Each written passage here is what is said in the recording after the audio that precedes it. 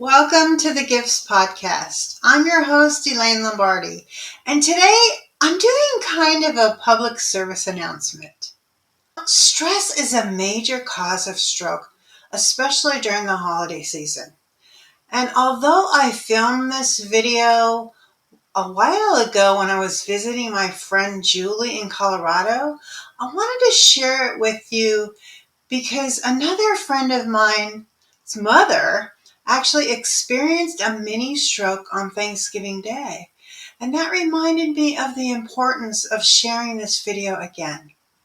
My friend Julie suffered a stroke several years ago. And while I was visiting her, we had the opportunity to sit down with Kim, who is a stroke specialist, to talk to her about the signs of stroke. So in this video, you will learn the life-saving G.I.F.T.S method to recognize stroke symptoms quickly. This video breaks down each letter of the G.I.F.T acronym: balance, eyes, face, arm, speech, and time.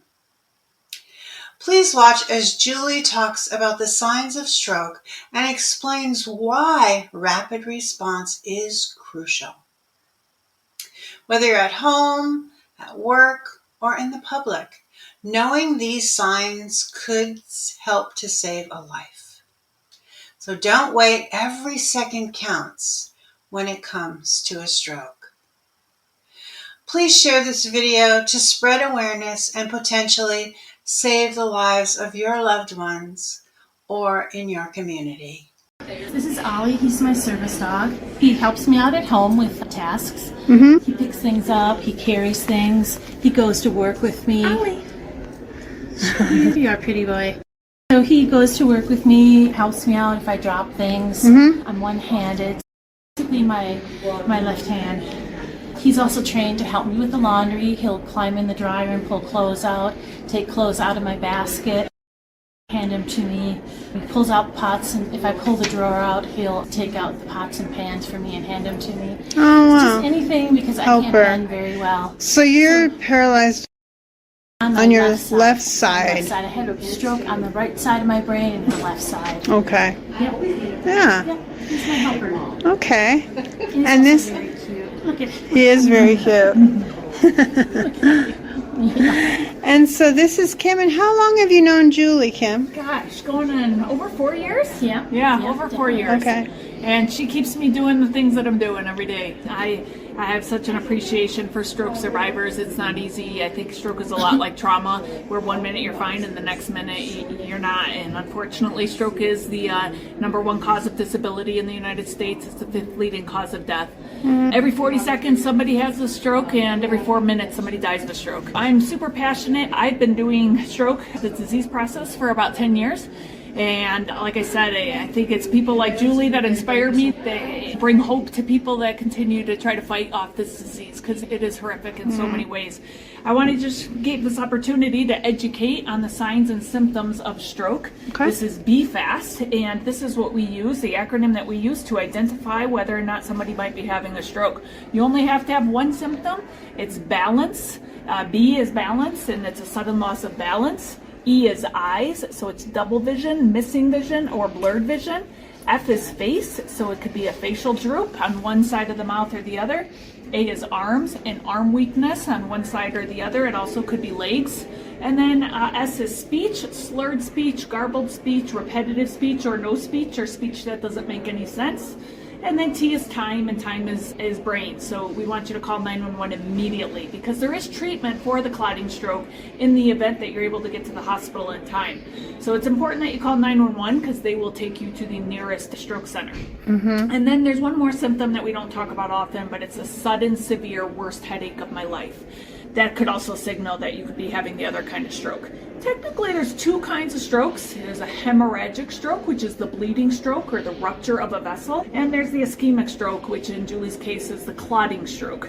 The clotting stroke happens about 87% of the time, and the bleeding stroke is 13% of the time. So the clotting stroke happens significantly more often. I think as a whole, I think there's a lot of risk factors that cause stroke, such as high blood pressure is the number one cause of stroke, diabetes, cholesterol, smoking. But the hardest thing is if people don't recognize that they're having a stroke, they miss out on that opportunity for treatment. I think the other unfortunate part about stroke is sometimes you don't have necessarily risk factors, but if you have a stroke in your family and you have a family history of stroke, that does have a genetic predisposition to it.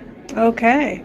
Keep fighting stroke because, again, it makes a difference. And unfortunately, it doesn't always turn out great. I feel for Julie's left side here, but the fact that positive people are in my life and keep me going, it helps me to remember that we have an opportunity to help everybody that suffers for as long as they get there in time. I think it's important to give people hope after stroke because it is a debilitating and a very difficult disease process.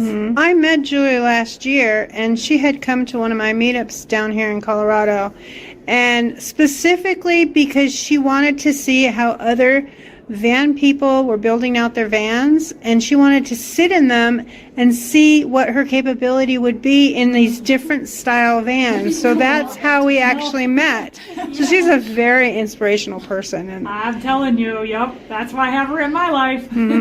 yeah, so it's wonderful to know you, Julie, and just wish you the best. And I know you're gonna come through this, and you're gonna inspire so many people.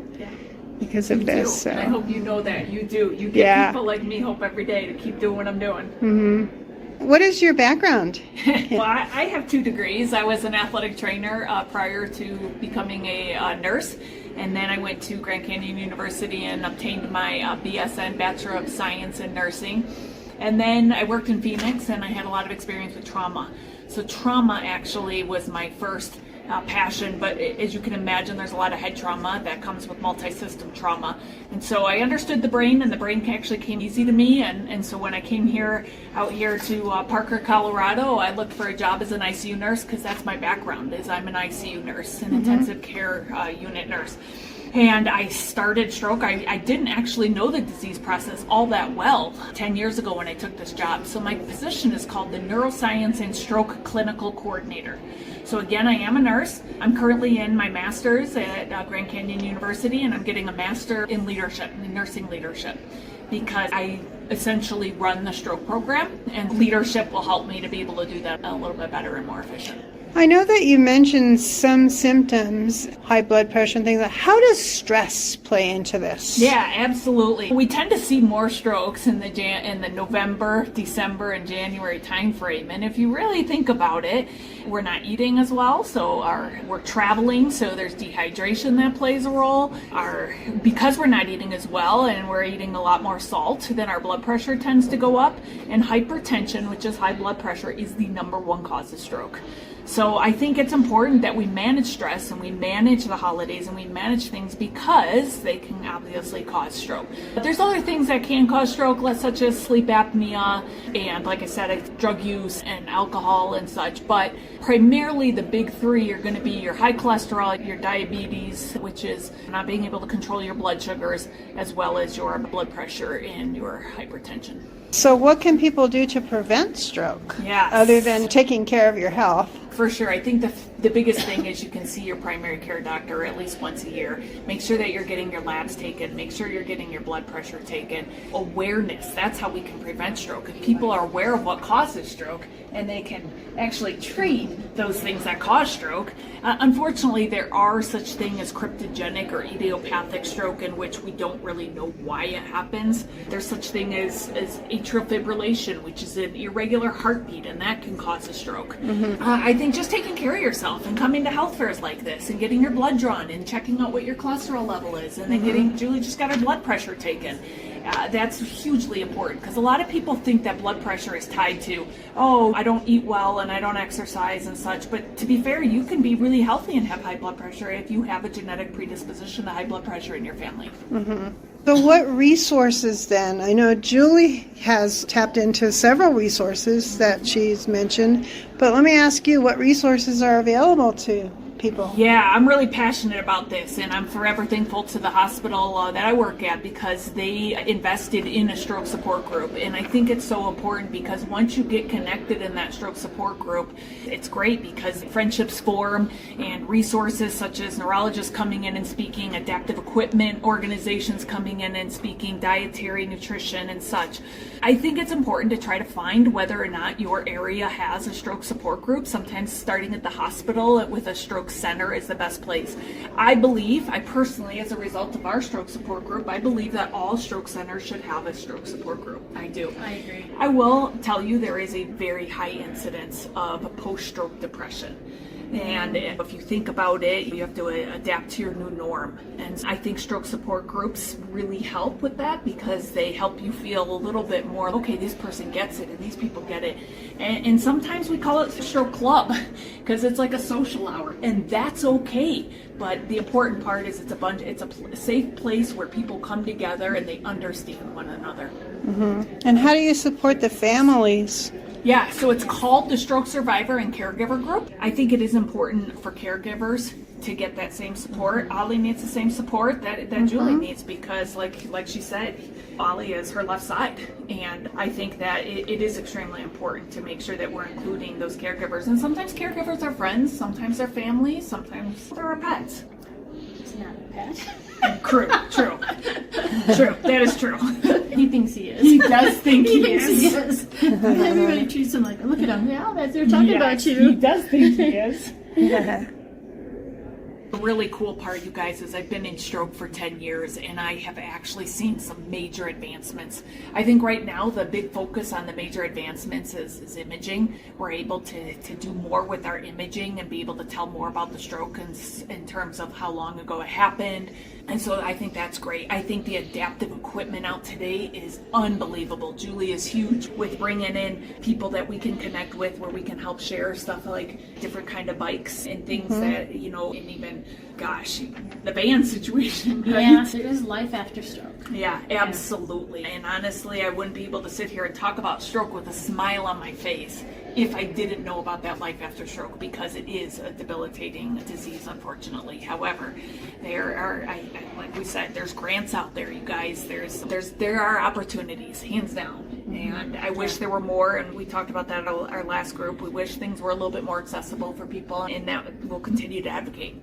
Mm-hmm. So the key is to be fast. Let's go over those one more time. Yes, so balance, sudden loss of balance, eyes, double vision, blurred vision, missing vision.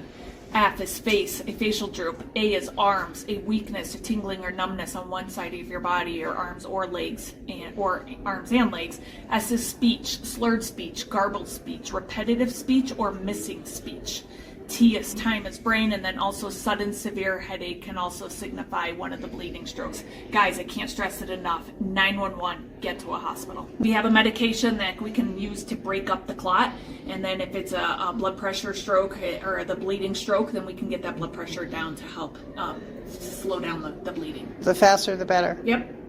All right, be fast. Time is brain. Yeah, time is brain. Awesome. Thank you so much. I think this will be very helpful for so many people. At least bring so much awareness. We thank you because that's why we're here at the health fair. So many people do not know what the signs and symptoms of stroke are. So guys, if you hear this, if you see this, if you read this, if you learn this, please go teach someone else. There you go. Go teach somebody else. Be fast. So let's talk about the brain a little bit. I see you have a model here. Yeah. I love to bring this model with me when I go do education. So the brain is essentially divided into two hemispheres. So we have right here is the right hemisphere and this is the left hemisphere. As far as the areas of the brain, this is called the frontal lobe. There's several lobes, but this is the frontal lobe. This is the temporal lobe. This is the parietal lobe. I like to put my hand around it. And then this is the occipital lobe back here. So this is the back of the brain. Okay, and this is the cerebellum. This is the area that's responsible for balance, and that's why we added the B and the E to be fast. So when we talk about the brain, I don't want to go into too much detail because like I said, I could talk forever about the brain, but essentially this is the motor strip, and sitting right behind the motor strip, the red is the motor strip, and sitting right behind it is the sensory strip. That's the blue. So when you have a stroke, suppose you were to have a stroke over here, whether it was the clotting stroke or the bleeding stroke, and it was a left-sided stroke, then it would display symptoms on your right side. And it's because the pathways cross in the brain, lower in the brain.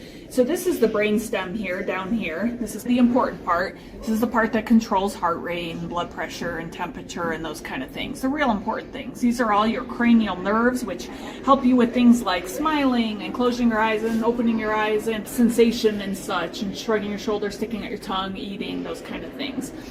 So when we talk about language, the Broca's and Wernicke's are the two language centers, and they're located for most people on the left side of the brain. There is a very small population, and when I say very small, it is a very small population that actually has speech and language over here on the right. So we're going to focus for learning purposes on the left side of the brain. This is where the speech and language center is. So fortunately, or unfortunately, in Julie's, language, depends on how much you like to talk, was spared because her stroke was over here on the right side of the brain. So that is why she has left-sided weakness. So a right-sided stroke will lead to left-sided weakness. Julie's was deep, and deep is in the basal ganglia. And the basal ganglia is this deep area back in here. So it's a really important area. It's deep within the brain. Oftentimes the bleeding stroke, people who don't control their blood pressure can often have basal ganglia strokes. I actually see basal ganglia strokes more common with the bleeding stroke than I do the clotting stroke. Yeah, but it's deep in the brain, again, often related to blood pressure. Did you know prior to your stroke if you had high blood pressure?